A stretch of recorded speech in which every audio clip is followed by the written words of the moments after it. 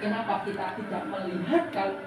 Karena kerinduan kita itu seringkali hanya kalau kita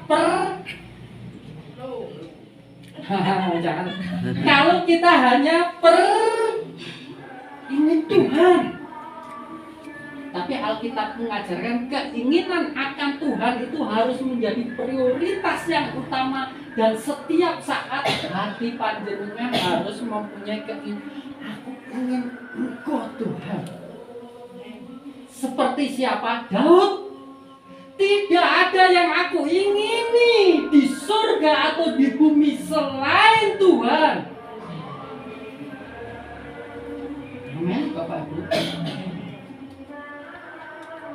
Tuhan hadir dalam Tuhan kita itu hidup. Dia nyata, harus bisa Bapak Ibu rasakan dalam hidup sehari-hari. Misalnya Pak, saya lihat jam dulu takut kebablas. Kenapa? Karena kalau sudah membicarakan Yesus, saya pribadi. Bapak Ibu di sini yang kecuali yang muda. Ya. Kan waktu kita punya kekasih, kalau sudah ketemu, bicara itu bisa lupa waktu. Ya kan? Yesus itu Bapak Ibu harus menjadi kekasih jiwamu. Ya kan? Loh, ini bukan omong kosong. Karena apa? Karena Tuhan sudah mengasihi dan mencintai kita. Dan Tuhan juga menginginkan setiap kita itu mengasihi dan mencintai Dia. Ini bukan hanya omong kosong, saudaraku. Kenapa? Tuhan sudah buktikan cintanya itu dengan apa? Mengutus anaknya yang tunggal mati untuk siapa, saudaraku? Ya. Di sini kamu mau mati untuk kekasihmu?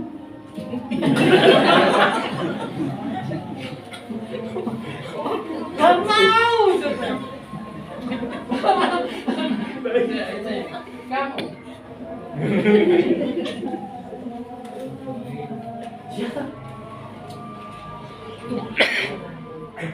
Dia buktikan cintanya. Dia mati di atas kayu salib.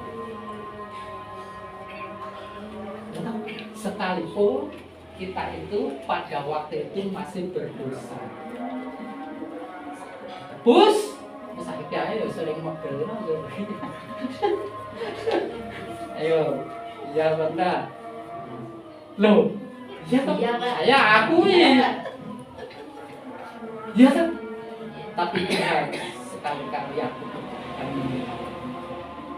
cintaku untukmu, kasihku untukmu. Dan Tuhan inginkan apa sih? Tuhan mengatakan pada kasihilah Tuhan Allahmu dengan segenap. Terus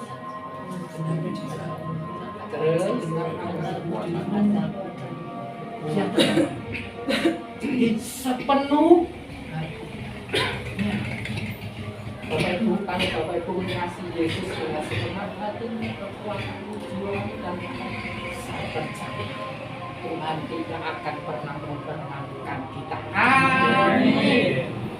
Bapak Ibu, hidup kita itu oleh Tuhan itu diarahkan bukan hanya untuk berhasil dalam hidup di dunia, tetapi nanti setelah kita meninggal dunia seperti Ibu Hartimah, Yesus itu mengarahkan kita bukan ke satu tempat yang menyusahkan, tetapi tempat yang penuh dengan sukacita yang tidak bisa kita bandingkan. Amin. Bapak itu di sana.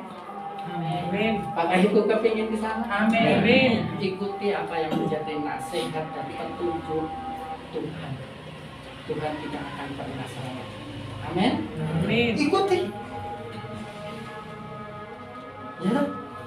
Seringkali kita jadi anak Allah yang bandel. Sebenarnya ya, bandel dalam arti Pak, tapi saya kan nggak Pak, nggak melanggar aturan pemerintah. Iya, bukan hanya itu sih. Tapi Tuhan mengajarkan supaya kita itu tampil beda dengan kebanyakan orang. Amin. Cara kita ngomong, cara kita melakukan sesuatu. Bapak Ibu Saudara pikirkan, apakah yang saya bicarakan yang menyenangkan hatinya atau tidak? Kalau Bapak Ibu punya hati semacam, saya percaya kita akan menjadi umat yang dicintai.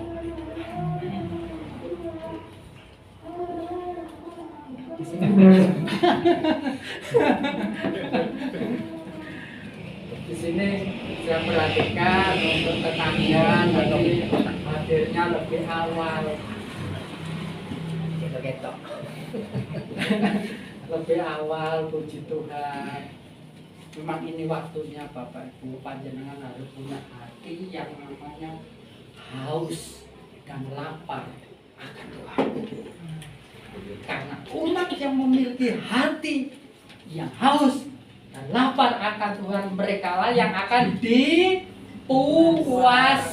Amin. Saudara nggak akan pernah kecewa.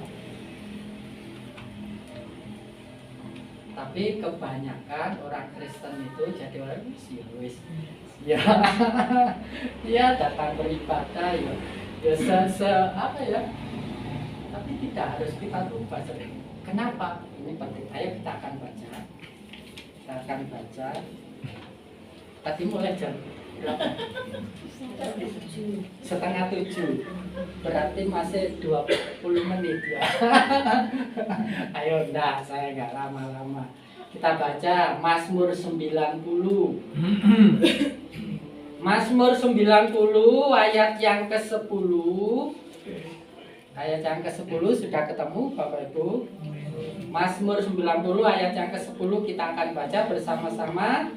2, 3. Masa hidup kami 70 tahun, dan jika kami kuat 80 tahun, dan kebanggaannya adalah kesukaran dan penderitaan, sebab berlalunya buru-buru dan kami melayang lenyap. 11. Siapakah yang mengenal kekuatan murkamu dan takut kepada gemasmu? 12. Ajarlah kami menghitung hari-hari kami sedemikian hingga kami beroleh hati yang bijaksana. Semua berkata, amin. Kenapa saya mau berikan motivasi panjenengan mengasihi Tuhan, sungguh-sungguh cari Tuhan, inginkan hadirannya dalam hidup kita?